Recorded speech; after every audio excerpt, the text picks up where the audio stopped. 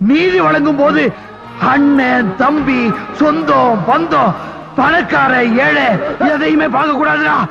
நாயத்தை மட்டும் தான் சொல்லணும். அனைவருக்கும் வணக்கம். தஞ்சாவூர் மாவட்டம் கும்பகோணம் பக்கத்துல அன்னை கல்லூரி அப்படின்னு செயல்பட்டு வருது. இந்த அன்னை கல்லூரியில முதுகலை ஆங்கிலம் படிக்கக்கூடிய ஒரு பெண், 21 வயது நிரம்பிய ஒரு பெண் தஞ்சை டிஹெச் கிட்ட ஒரு புகார் கொடுத்துருக்காங்க. என்ன புகார் அப்படின்னா, இந்த கல்லூரியில அன்னை கல்லூரியில அரபி வகுப்பு எடுக்கக்கூடிய ஒரு பேராசிரியர் ஜியாவுதீன் என்பவர் தன்னை பாலியல் ரீதியாக துன்புறுத்தினார், பாலியல் தேவைகளுக்கு என்னை பயன்படுத்தி கொண்டார், திருமணம் செய்து கொள்வதாக ஆசை வார்த்தை கூறி பல முறை என்னை அவர் பயன்படுத்தி கொண்டாரு. அவர் என்னை முதலாக பாலியல் ரீதியாக தன்னுடைய தேவைக்கு பயன்படுத்தும் போது நான் மைனராக இருந்தேன். அப்போ எனக்கு 17 வயது தான், 17 வயது தான். அதனால் அவர் மீது சட்டப்படி நடவடிக்கை எடுக்க வேண்டும். அதே போல இதை அந்த கல்லூரியுடைய தாளாளர்கள் 4 பேர், அன்வர், ஹிமாயுன், அதே போல யாசின், அதே போல இந்த சியாதினுடைய தம்பி, இந்த 4 பற்றி நான் புகார் சொல்லும் பொழுது அவங்க நீ இந்த ஜியாவுதீனோடு நீ ஒத்துழைச்சு போகணும், அப்படி ஒத்துழைச்சு போனா மட்டும் தான் நீ கல்லூரியில் படிக்க முடியும்னு சொல்லி என்னை மிரட்டினாங்க. அதனால அவர்கள் மீது நடவடிக்கை எடுக்க வேண்டும் சொல்லி புகார் கொடுக்குறாங்க. இது திருவிடைமருதூர் அனைத்து மகளிர் காவல் நிலையத்தில் வழக்காக பதிவு செய்யப்படுகிறது.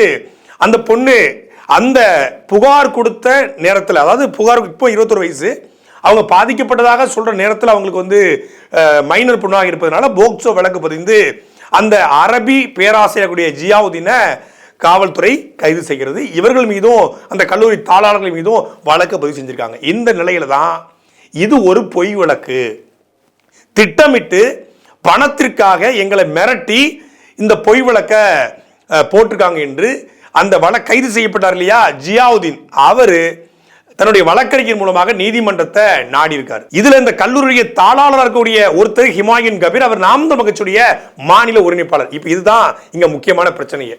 இவர் நாம் தமிழர் கட்சியுடைய மாநில ஒருங்கிணைப்பா இருப்பதனால நாம் தமிழர் கட்சி மாநில ஒருங்கிணைப்பாளர் நடத்தக்கூடிய கல்லூரியிலேயே பெண்களுக்கு பாதுகாப்பு இல்லையா, அந்த பெண்களுக்கு நடத்தப்பட்ட கொடுமைக்கு அந்த நாம் தமிழர் கட்சியுடைய மாநில ஹிமாயுன் கபீர் அவர் குரல் கொடுக்கலையா அப்படிங்கிற கேள்வி சமூக வலைதளங்களில் பல பேர் எழுப்பியிருந்தாங்க.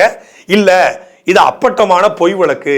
15 லட்சம் ரூபாய் கேட்டு மயிலாடுதுறையை சார்ந்த சபீர் என்பவரும் அவருடைய தம்பியும் இந்த பெண்ணை தவறாக இயக்கி இந்த ஜியாவுதீன் மீது புகார் கொடுக்க வச்சிருக்காங்க என்று சொல்லி நாம் தமிழர் கட்சியுடைய மாநில உறுப்பினர் ஹிமாயுன் கபீர் அவர்கள் டிஜிபிக்கு, சென்னையினுடைய தலைமை காவல்துறை தலைவர் டிஜிபி அவர்களுக்கு, சங்கர் ஜிவால் அவர்களுக்கு ஒரு புகார் மனுவை அனுப்பியிருக்காரு. அந்த புகார்ல அவர் என்ன சொல்லியிருக்காருன்னா, இந்த சம்பந்தப்பட்ட பெண்ணும் இந்த அரபி பேராசிரியர் ஜியாவுதீனும் 2 பேரும் மனம் ஒத்து காதலிச்சிருக்காங்க. அவங்க கல்யாணம் செய்து கணவன் மனைவியா வாழ்ந்து வந்திருக்காங்க. அந்த விஷயம் எங்களுக்கு தெரிய வந்த பிறகு நாங்கள் 2 பேர் மீதுமே கல்லூரியிலிருந்து நடவடிக்கை எடுத்திருக்கோம். இதுல இந்த ஜியாவுதீன் 15 லட்சம் ரூபாய் இந்த சபீர் வழக்கறிஞர் மூலமாக கேட்டு மிரட்டுவதாகவும், 15 லட்சம் ரூபாய் கொடுத்தா உன் மனைவியை உன்கிட்ட சேர்த்து வைக்கிறேன்னு சொல்லி சொன்னதாகவும் போன்ல பேசியிருக்காங்க என்று ஜியாவுதீனே சொல்லியிருக்காரு. அதனால இது ஒரு பொய் வழக்கு, இந்த பொய் வழக்கிலிருந்து எங்களை விடுவிக்கணும்னு சொல்லி அவர் ஒரு புகாரை கொடுத்திருக்காரு. சரி, நாம விசாரிச்சு பார்த்தோம். உண்மையிலே ஹிமாயுன் கபீர் அவர்கள் சொல்வது போல இது பொய் வழக்கா, அந்த பெண் சொல்வது போல அவங்க உண்மையிலே பாதிக்கப்பட்டிருக்காங்களா அப்படின்னு பார்த்தா, இந்த பெண் சொல்லுகிற குற்றச்சாட்டு என்ன அப்படின்னா, நான் மேற்கொண்ட முகில வயசு வர்றேன், நான் கடந்த 21ஆம் வருடம் பள்ளிப்படி முடித்துவிட்டு பின்னர் கும்பகோணம் கோவிலாச்சிறையில் உள்ள அன்னை மற்றும் அறிவியல் கல்லூரியில் பிஏ இங்கிலீஷ் ஆலிமா துறையில் படிப்பதற்காக கடந்த 23/6/2021 அன்று படிப்பு கட்டணம் செலுத்தி மேற்படி கல்லூரியில் சேர்ந்தேன். இதுதான் முக்கியமான பாயிண்ட். பின்னர் மேற்படி கல்லூரியில் பணிபுரிந்து வரும் மதரசாவின் ஆலிமா பிரிவின் தலைவராக பணிபுரிந்து வந்த ஜியாவுதீன் பாகவி என்பவர் எனக்கு ஆசிரியராக 23/6/2021 அன்று அறிமுகமானார். அவ்வாறு இவர் எனக்கு அறிமுகமான தேதியிலிருந்து என்னோட செல்போனில் தொந்தரவு கொடுத்து வந்தார். பின்னர் நான் அவரிடம் எனக்கு இதெல்லாம் பிடிக்காது, நான் எனது தாயிடம் சொல்கிறேன் என்று கூறினேன். அதற்கு அவர் என்னிடம் வசீகரமாக பேசி என்னை அவர் வலையில் வீழ்த்தினார். மேற்படி ஜியாவுதீன் பாகவி என்பவர் என்னை கடந்த 5/7/2021 அன்று மேற்படி கல்லூரியில் உள்ள ஆலிமா பிரிவு செயல்பட்டு வரும் அறைக்கு தனியாக அழைத்து சென்று அங்கு வைத்து என்னை பாலியல் ரீதியாக உறவு கொண்டார். நான் எவ்வளவோ அவரிடம் எடுத்து கூறியும் அவர் என்னை தன்னுடைய தேவைக்கு பயன்படுத்தி கொண்டார். பின்னர் இப்படி செய்துகின்ற அழுதேன், அதற்கு அவர் உன்னை திருமணம் செய்து கொள்கிறேன் என்று கூறி சமாளம் செய்து அனுப்பிவிட்டார். அவ்வாறு 5/7/2001 அவர் என்னுடன் மேற்படி ஆலிமா பிரிவு அறையில் வைத்து உறவு கொள்ளும் பொழுது நான் மைனராக இருந்தேன். இந்த விஷயத்தை வெளியே யாரும் சொல்லக்கூடாது என்று சொன்னார். அதன் பின்னர் மேற்படி ஜியாவுதீன் பாவி என்னுடன் பல முறை அவருடைய தேவைக்கு பயன்படுத்தி கொண்டார். இதனை அவரிடம் தெரிவித்து உடனடியாக சில மாத்திரைகள் வாங்கி கொடுத்தார், சாப்பிட வைத்தார். அதனால் எனக்கு கர்ப்பம் கலைந்தது. பின்னர் ஒரு கட்டத்தில் மேற்படி ஜியாவுதீன் பாகவி என்பவர் என்னை தினமும் மேற்படி ஆலிமா பிரிவுக்கு அழைத்து சென்று தன்னை கட்டாயப்படுத்தினார். இது எனக்கு பெரும் தொந்தரவாக இருந்தால் இது சம்பந்தமாக பாதுகாப்பு கருதி மேற்படி கல்லூரி உரிமையாளர் மற்றும் பொறுப்பாளராகிய அன்வர் கபீர், ஹிமாயின் கபீர், யாசின், கபூர், ஜியாவுதீன், ரசீன் ஆகியோர்களை நான் நேரில் சந்தித்து டிசம்பர் 2021 மேற்படி ஜியாவுதீன் பாகி என்பவர் என்னை 5/7/2021 முதல் சீரழித்து வருகிறார் என்று சொன்னேன். அதற்கு அவர்கள் என்னிடம் நீ அதோட சமாதானம் போகணும்னு சொன்னாங்க. அப்படின்னா இதான் புகார். இப்போ இவங்க சொல்ற குற்றச்சாட்டில் இந்த 23/6/2021 கல்லூரியில் சேர்ந்தாங்கன்னு சொல்றாங்க இல்லையா, அந்த 23/6/2021 கொரோனா காலகட்டம். அப்பொழுது அன்னை கல்லூரியில் தமிழ்நாட்டில் எந்த கல்லூரியுமே செயல்படலை. குறிப்பாக கும்பகோணத்தில் கூடிய அன்னை கல்லூரி அந்த 23/6/2021 இந்த பெண் சேர்ந்ததாக அந்த ஜியாவுதீன் தனக்கு அறிமுகமாக சொல்ற நாள்ல அந்த ஜியாவுதீன் அன்னை கல்லூரியில் வேலையே பார்க்கல. அன்னை கல்லூரியில் அவர் வேலைக்கு சேர்ந்தது செப்டம்பர் மாதம் தான், 2021 செப்டம்பர் மாதம் தான் அவர் வேலைக்கு சேர்றாரு. இது ஒன்று. இன்னொன்று, 2021 அக்டோபர் மாதம் தான் அன்னை கல்லூரியே தொடங்கி இருக்கிறது. அது வரைக்கும் அன்னை கல்லூரியில் கொரோனா லாக்டவுன் காலகட்டம், கவர்மெண்ட்டுக்கு அரசு மருத்துவமனையாக அன்னை கல்லூரி செயல்பட்டு வந்தது. இதுக்கான எல்லா ஆதாரங்களையும் நீதிமன்றத்திலேயே அவங்க சமர்ப்பிச்சிருக்காங்க. கொரோனா லாக்டவுன் காலகட்டத்தில் அரசு மருத்துவமனையாக செயல்பட்டு வந்த அன்னை கல்லூரியில் 5/7/2021 ஆண்டு எப்படி அந்த ஆசிரியர் அந்த பெண்ணோடு தவறாக நடக்க முடியும்? அப்போ லாக்டவுன் காலகட்டத்தில் கல்லூரியே செயல்படாத காலகட்டத்தில் அவர் வேலைக்கே சேராத போது அந்த தேதியை குறிப்பிட்டு இந்த பெண் ஏன் புகாரை கொடுக்கணும்? ஏன்னா அந்த தேதியை கொடுத்தா மட்டும்தான் அந்த பெண் மைனராக இருக்க முடியும். அந்த பெண் கல்லூரியில் சேரும்போது, அதாவது என்னன்னா கல்லூரிக்கு அந்த அட்மிஷன் போடும்போது மைனரு, ஆனால் கல்லூரிக்குள்ள வரும்போது அது மேஜர். 2021 அக்டோபர் மாதம் 6ஆம் தேதி அன்னை கல்லூரி தொடங்குது. 6ஆம் தேதியிலிருந்து தான் இந்த பெண்ணுக்கான அட்டெண்டன்ஸே போடப்பட்டிருக்கு. அட்டெண்டன்ஸ்ல மிக தெளிவாக 6/10/2021 அன்னை கல்லூரி தொடங்கி இருக்குது. அது வரைக்கும் கொரோனா லாக்டவுன். அப்ப லாக்டவுன் காலகட்டத்தில் இந்த பெண் சொல்லுகிற தேதியில கல்லூரியும் செயல்படல, இந்த ஜியாவுதீனோ அந்த கல்லூரியில வேலை பார்க்கல. அப்போ இந்த தேதியும் இந்த மாதமும் முழுக்க பொய். இந்த பெண் என்ன சொல்றாங்க அப்படின்னா, என்னை அவர் 2021 காலகட்டத்தில் பாலியல் தேவைக்கு பயன்படுத்தி கொண்டாரு, திருமணம் முடிப்பதாக சொன்னாரு, ஆனா திருமணம் பண்ணல, ஏமாத்திட்டாரு, அதனால நடவடிக்கை எடுக்கணும். இதை போய் நான் கல்லூரியின் தாளாளர்கள்ட்ட சொன்னேன், தாளாளர்கள் அவனுக்கு நீங்க அட்ஜஸ்ட் பண்ணி போங்கன்னு சொன்னாங்கன்னு சொல்றாங்க இல்லையா. அன்னை கல்லூரி அன்னை கலை மற்றும் அறிவியல் கல்லூரி, அன்னை பொறியியல் கல்லூரி, அன்னை நேச்சுரோபதி, இப்படின்னு பல்வேறு கல்லூரிகள் இருக்கு. இதுல இந்த பெண் படித்தது அன்னை அறிவியல் கலை மற்றும் அறிவியல் கல்லூரி. இந்த கலை மற்றும் அறிவியல் கல்லூரிக்கும் அன்னை பொறியியல் கல்லூரிக்கும் தனித்தனி நிர்வாகம். இதுல இவங்க குறிப்பிட்டிருக்கிற அன்வர், ஹிமாயின் கபீர், யாசின், இந்த 3 பேருமே வெவ்வேறு கல்லூரியுடைய தாளாளர்கள்.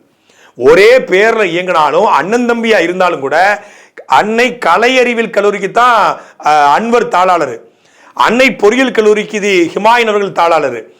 இந்த யாசின் அவர்கள் இந்த கும்பகோணத்தில் இல்லை. 2015 பிறகு அவர் கும்பகோணத்துக்கு வரவே இல்லை. அவங்க அண்ணன் தம்பிக்குள்ள இருக்கக்கூடிய ஒரு சின்ன பிரச்சனையில அவரு ராமநாதபுரம் மாவட்டம் முதுகுளத்தூர் பக்கத்துல ஒரு வேளாண்மை கல்லூரி தொடங்கி 2015 போயிறாரு. 2015 அப்புறம் அன்வர் அவர்களும் யாசின் அவர்களும் பேசிக்கொண்டதே கிடையாது. அவர் கும்பகோணத்துக்கு வந்ததே கிடையாது. தஞ்சாவூர்ல குடும்பம் இருக்கு, தஞ்சாவூருக்கு வருவாரு போவாரு, கும்பகோணத்துக்கு வரல.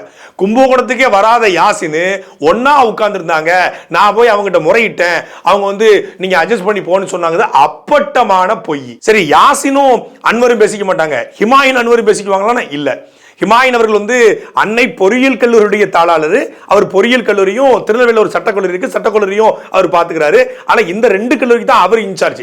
அப்ப அன்னை கலை மற்றும் அறிவியல் கல்லூரிக்கு அன்வர் அவர்கள் தான் இன்ச்சு.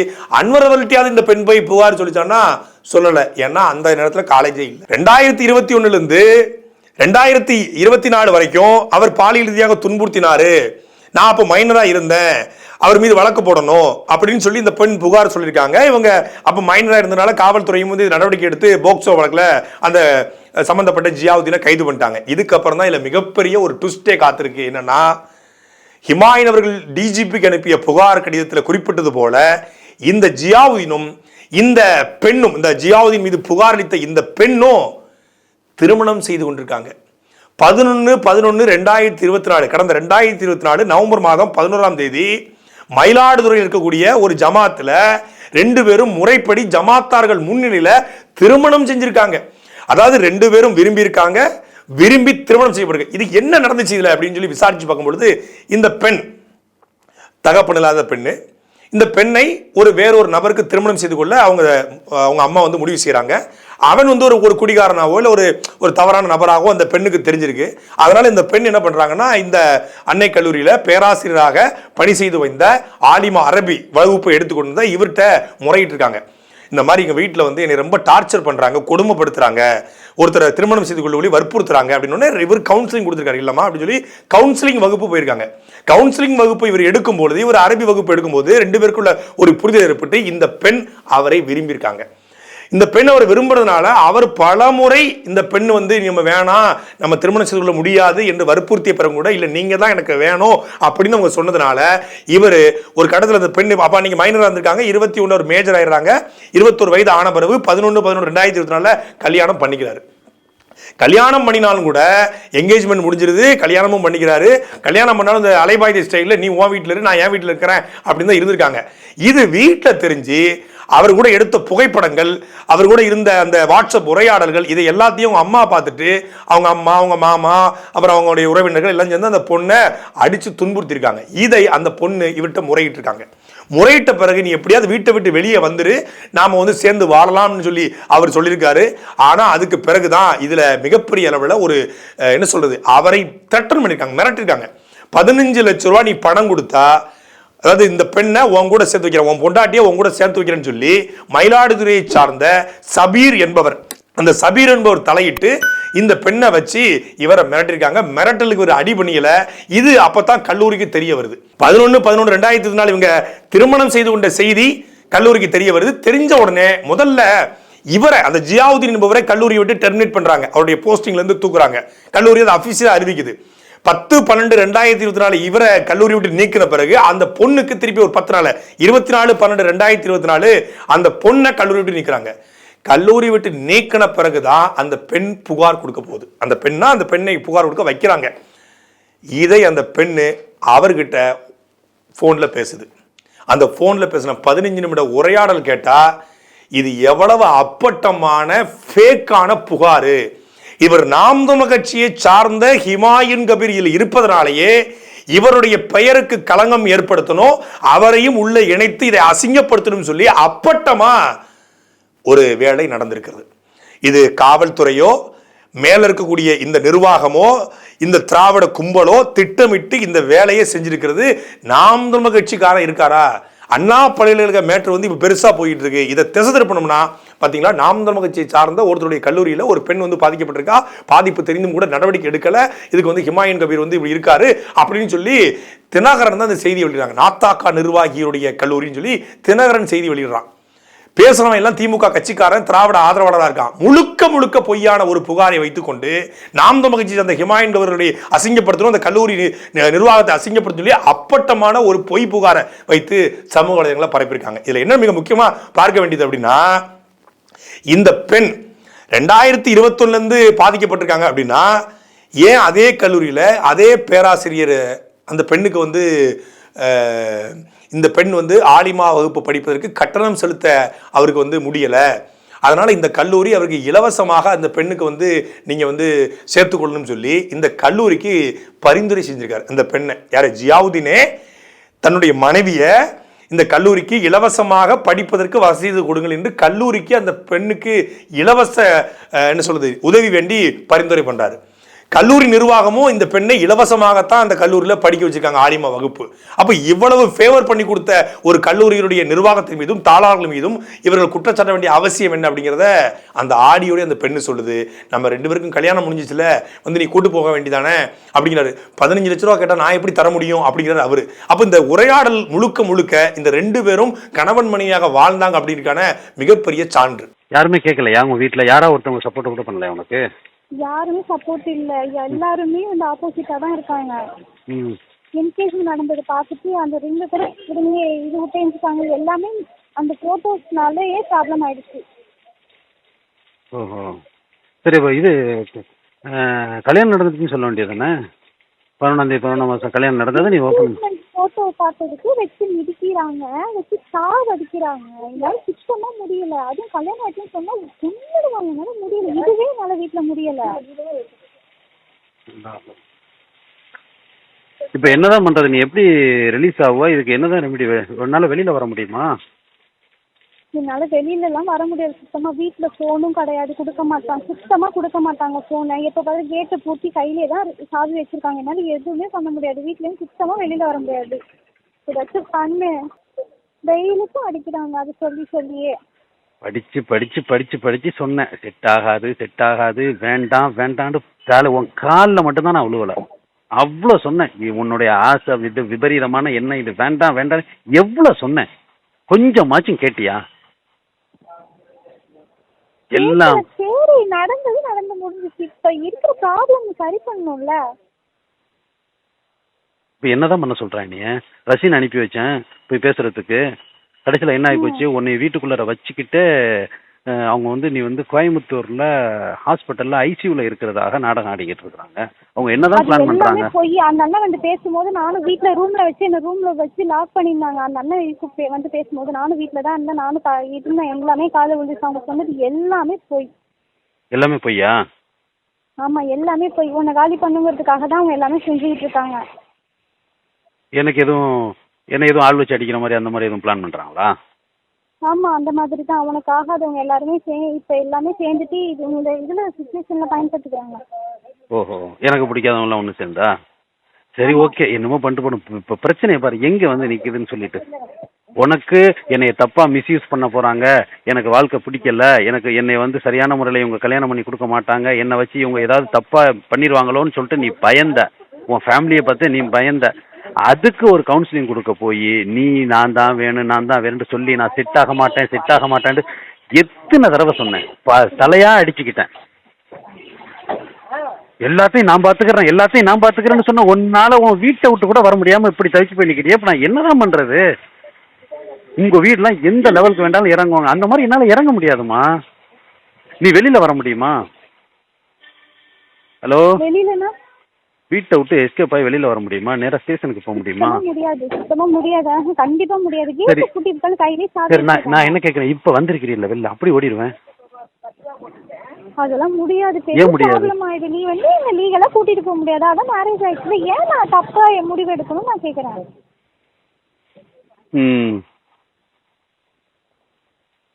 கூட்டிட்டு போறேன்னா ஒரு வீட்டுல வந்து ஒரு பிள்ளைய கூப்பிடுறேன்னா எனக்கு அப்படியே இது பச்சு அனுப்புவாங்க. இது வந்து வித்தியாசமான ஒரு லைஃப்ங்கிறனால அது டக்குன்னு கொடுக்க மாட்டாங்கம்மா. பெரிய பிரச்சனை தான்மா வரும். அதனால நீனா அழகா எஸ்கேப் ஆயிட்டா நேரம் உன்னை ஸ்டேஷன்ல உட்கார வச்சு நான் பேசிடலாம்மா. நீ உன்னால வெளியில வர முடியாது. வெளியில வந்துதான் இருக்கிற, அப்படி வந்துடுவேன். அதுவும் முடியாது. அதெல்லாம் முடியாத விஷயம். எந்த தைரியமும் இல்லாத நீ எதுக்கு இந்த மாதிரி விபரீத ஆசையெல்லாம் பட்ட? நீ எல்லாத்தையும் நான் பாத்துக்கிறேன் சரி, இவ மாதிரி பேசிட்டு இருந்த. என் லைஃபும் போய் உன் லைஃபும் போய் உசுருக்கு எதுவும் ஆபத்தா? அந்த மாதிரி எதுவும் உன்னை மிரட்டுறாங்களா? இல்ல, அந்த மாதிரி தான் அடிக்கிறாங்க, போட்டு ரொம்ப இது பண்றாங்க. அவன் கூட அவன் வந்து கூப்பிட்டா கூட நான் அவன் வர முடியாது. யாரை வச்சு கூப்பிட்டாலுமே சரி, எங்க கூப்பிட்டாலும் சரி, நீ அவன் கூட நான் வரமாட்டேன்னு சொல்லு. நீ கூட நீ வரேன்னு சொல்லிட்டீங்கன்னா நான் அவனை கொன்னிடுவேன்னு சொல்லி மிரட்டுறாங்க. யார என்னை கொண்டுருவாங்களாமோ? ஆமா. சரி, கொண்டு போட்டோம். நீ நல்லபடியா இருக்கல. இந்த டார்ச்சர்னால நீ எதுவும் தப்பான எதுவும் யோசிச்சிடாத, புரியுதா? கொஞ்சம் வீட்டுல இருக்க முடியல, சொல்றது கேளு. வீட்டுல இருக்க நீ வந்து இன்னும் ஒரு வாரத்துக்குள்ள கூட்டிட்டு போனா சத்தியமா நான் சூசைட் தான் பண்ணிப்பேன். எனக்கு அவ்வளோ இதா இருக்கு. அதையும் சொல்லிட்டாங்க, சூசைட் நீ பண்ணிட்டா கூட உங்களுக்கு இன்னும் ஈஸியா போயிடும். அவனால ஃபுல் கேஸ் போட்டுட்டு அவனோட தாத்து தாங்க முடியாது, நீ செத்து போயிட்டேங்கிறதுக்காக நாங்க எல்லா ப்ரூஃபும் ரெடி பண்ணிடுவோம்னு சொல்லிட்டாங்க. அதனால கூட சூசைட் பண்ண கூட பயமா இருக்கான்னு அந்த முடிவுல தான் இருக்கேன். அவ்வளோ வீட்டு டாக்டரா இருக்கு. அடி பைத்தியம், ஏன்னா சூசைடு பண்றதுக்கா இவ்வளவு பண்ணிட்டு இருக்கிற? சூசைட் பண்ணா எவ்வளவு பெரிய ப்ராப்ளம் தெரியுமா? எதுவுமே செய்யாத நான் வந்து இதுல வந்து நான் என்னை அப்பாவி அப்படின்னு நான் சொல்ல வரல, ஆனா நான் இதுல விக்டிம் தான், அதை புரிஞ்சுக்க. உனக்காக உன்னுடைய சேஃப்டிக்காக நான் வந்ததுக்கு இப்போ நீ பாட்டுக்கு பைத்தியம் மாதிரி பேசிட்டு இருக்க. சூசைட் பண்றேன்னா என்ன சின்ன திட்டமா? நீ பாட்டுக்கு ஈஸியா போய் சேர்ந்துருவ. அதுக்கு பின்னாடி உள்ள ப்ராப்ளம் எவ்வளோ பிரச்சனை. கொஞ்சம் பொறுமையாயிரு, எது இருந்தாலும் பிரச்சனை பொறுமையாயிரு. நான் சட்ட ரீதியா நான் வர்றேன், சரியா? ஹலோ, என்னைக்கு எப்ப ஏதுன்னா எனக்கு தெரியல, சொல்ல தெரியல. ஆனா நான் சட்ட ரீதியா கண்டிப்பா நான் முயற்சி எடுக்கிறேன். எடுத்து நான் வந்து என் கூட வந்துருலாம் நான் உன்னை கேட்கலாமா? அதை ஃபர்ஸ்ட் புரிஞ்சுக்கமா. இப்போ நான் சொல்றேன், புரியுதா? என் கூட வந்துரு, என்னோட வாழ், அதெல்லாம் நான் கேட்கல. ஃபர்ஸ்ட் உனக்கு இந்த பிரச்சனை ரிலீவ் பண்ணி விட்டு ஸ்டேஷன்ல வந்து உன்னுடைய விருப்பம் என்னவோ அந்த விருப்பத்தை நீ சொல்லிட்டு இந்த பிரச்சனையை முற்றுப்புள்ளி வைக்கணும். ஏன்னா உங்க அம்மா சுத்தி ஏதோ யார்கிட்டயே பேசி எனக்கு ஃபோனில் தொடர்பு கொள்றாங்க. அவங்க பேச்செல்லாம் பார்த்தீங்கன்னா ஏதோ செட்டில்மெண்ட் எதிர்பார்க்குற மாதிரி. என்ன செட்டில்மெண்ட்? யாருக்கு யார் செட்டில்மெண்ட் பண்ணிக்கிறது? உங்க அம்மாவுக்கு செட்டில்மெண்ட் பண்ணி யாரு? உங்க அம்மா என்ன செய்தா? அப்போ உன்னை வச்சு காசு சம்பாதிக்குதா? அதிகமா இல்லை? இந்த விஷயம் எனக்கு எதுவுமே தெரியாது. என்ற ஒரு ஆள் பேசுது, ஏதோ 15 லட்சம் உங்கள்கிட்ட இருக்காம்ல. எனக்கு இங்கே பயணிச்சு நான் 10,000க்கு திண்டாடிக்கிட்டு இருக்கிறேன், 15 லட்சம் உங்கள்கிட்ட இருக்காம்ல. அந்த பொம்பளை சொல்லுது, அதில் ஏதாவது ஒரு 10 லட்சத்தை கொடுத்து இது பண்ணுங்க அப்படின்னு ஒரு ஆள் பேசுறாரு. எனக்கு கேவலமா இருக்குது. இது என்ன இது? ஒரு கல்யாணம் பண்ணி ஹஸ்பண்ட் ஒய்ஃபு எங்க 2 பேருக்குள்ள எந்த பிரச்சனையும் இல்லை, இதை வச்சு இந்த பொம்பளை சம்பாதிக்குது அப்படின்னா இது என்ன நியாயம்? ஒரு நாள் நான் இதெல்லாம் விட முடியாது. ஸ்டேஷன்ல வச்சு தெளிவா பேசி என்ன முடிவோ அந்த புள்ள சொல்லட்டும். அந்த புள்ள என்ன சொல்லுதோ அதை நான் அப்படியே பண்ணி விடுறேன். எதுவாக இருந்தாலும் சரி, அது என் கூட வர்றேன் அப்படின்றாலும் நான் வச்சு அதை வந்து என்னால் என் சக்திக்கு உட்பட்ட அளவுக்கு நல்லபடியாக காப்பாற்றுறேன். அல்லது பேரண்ட்டோட போகிறேன் விட்டுறேன், அல்லது நான் 2 பேருமே வேணாம், நான் நான் என்னுடைய படிப்பையும் இதையும் வச்சு நான் தனியாக என் காலில் நின்றுக்கிறேன் அப்படின்றதுனாலும் ஓகே. ஆக மொத்தம் இந்த பிரச்சனையை உன்னை வீட்டுக்குள்ளார வச்சுக்கிட்டு அடைச்சி வச்சுக்கிட்டு உங்கள் ஃபேமிலி ஏதோ ஒரு பெரிய சதி திட்டம் தீட்டிக்கிட்டு இருக்காங்க மட்டும் எனக்கு நல்லா தெரியுது. நேற்று ரசீனை விட்டு பேசுனதுக்கு அப்படி பயங்கரமா நடிக்கிறாங்களாம். அவன் சொல்றான், இந்த மாதிரி பேசி நான் யாரும் பேசி பார்த்ததே இல்லைன்னு சொல்லிட்டு ஆன்சரே கொடுக்க முடியாத அளவுக்கு பயங்கரமா நடிச்சு பேசுறான்னு சொல்லிட்டு. சரி, ஓகே. இந்த குற்றச்சாட்டுல உண்மை இருக்கும்னா, இந்த பெண் உண்மையிலே பாதிக்கப்பட்டிருக்கும்னா நம்ம அந்த பெண்ணின் பக்கத்தை நிக்கணும். ஏன்னா பாதிக்கப்பட்டவங்க யாராலும் பாதிக்கப்பட்ட பக்கம் நிக்கிறதா அறம். இப்ப அண்ணா பல்கலைக்கழகத்துல அந்த பெண் பாதிக்கப்பட்டிருக்கா, பாதிப்பை உருவாக்கினவன் திமுக காரன். அவன் திமுக காரன் இல்லைன்னு சொல்லி முட்டு கொடுக்க ஒரு கூட்டம். அவன் வந்து என்ன சொல்றது, 2 செல்போன் வைக்கல, அவன் யார் சார்கிட்டையும் பேசல, அவன் சேகர் பாபு கூட போட்டோ எடுக்கல, மாசுப்ரமணியம் போட்டோ எடுக்கல, எதர்ச்சியா எடுத்தான் அப்படின்னு பொய் சொல்லி அப்பட்டமா மாட்டிக்கிச்சு. மாட்டின பிறகு விழி பிதுங்கி இப்ப எப்படி டேமேஜ் கண்ட்ரோல் பண்றது, அண்ணா பல்கலைக்கழக மேட்டரை எப்படி திசை திருப்பது, டேமேஜ் கண்ட்ரோல் பண்ணி நாங்க மட்டும் அயோக்கியம் இல்லை, எல்லாருமே அயோக்கியம் தான். பாத்தீங்களா, நாம் தமிழ் கட்சிக்காரன் ஒரு காலேஜ் கூட நடந்திருக்கு. அங்க பாருங்க, நாம் தமிழ் கட்சி ஐடி விங்க சார்ந்த அப்படி பண்ணிருக்கான். நாம் தமிழ் கட்சிக்கும் நாம் தமிழ் ஐடி விங்கும் அந்த நபருக்கும் சம்பந்தமே கிடையாது. நாம் தமிழ் கட்சியை சார்ந்த ஐடி விங் பொறுப்பாளர்கள் அவரோடு சில ப்ராஜெக்ட் கொடுத்துருக்காங்க, கட்சிக்காரர் கிடையாது. இப்போ நான் ஒரு என்ன சொல்றது, இப்போ என்னுடைய நிறுவனம் இருக்கு, ஒரு ஃபார்மா கம்பெனி வச்சிருக்கேன். நான் என்னுடைய ஃபார்மா கம்பெனிக்கு வந்து மெடிசின் வாங்குற ஒருத்தரோட கான்டாக்ட் போடுறேன். இப்போ அவரும் என் கட்சிக்காரர், நான் நாம் தமிழ் கட்சிக்காரன், அவரும் என் கட்சிக்காரரா. அது மாதிரி நாம் தமிழ் கட்சி ஒரு கான்ட்ராக்ட் போடுது சாஃப்ட்வேர் அப்டேட்டுக்கு. அவர் தப்பு பண்ணாருன்னு நாம் தமிழ் கட்சி உண்டாங்க. அதே போலதான் இங்க நாம் தமிழ் கட்சியுடைய மாநில உறுப்பினர் ஹிமாயின் கபீருடைய கல்லூரியில பொய்யான புகார் வந்திருக்கிறது. கல்லூரிக்கு இது தெரிந்தவுடன் அவர் டெர்மினேட் செய்யப்பட்டிருக்காரு, அந்த பொண்ணு கல்லூரியிலிருந்து நீக்கப்பட்டிருக்காங்க. இது எல்லாமே நடந்தது கடந்த 1 மாசத்துக்குள்ள. தெளிவான குரல் பதிவு இருக்கிறது, தெளிவான ஆதாரங்கள் இருக்கிறது. இவங்கள் கொடுத்த புகார்ல 1 விழுக்காடு கூட உண்மையில் 2 பேரும் பரஸ்பரம் மனசு ஒத்து கணவன் மனைவியாக கல்யாணம் முடிச்சு ஜமாத்தார்கள் முன்னாடி திருமண சான்று வாங்கியிருக்காங்க. அப்படிப்பட்ட ஒரு நிலையில எப்படி இந்த புகார் ஏற்றுக்கொள்ளப்பட்டது, எப்படி இது எஃப்ஐஆராக மாறியது, எப்படி அவர் சிறைப்படுத்தப்பட்டாரு, எப்படி இதுல நாம் தமிழ் கட்சியுடைய மாணவர் ஹிமாயின் சம்பந்தப்பட்டார் அப்படிங்கிறது முழுக்க கற்பனை, பொய். சாட்டை எடுத்து நாட்டை திருத்து, இளம் தலைமுறை தானே நீ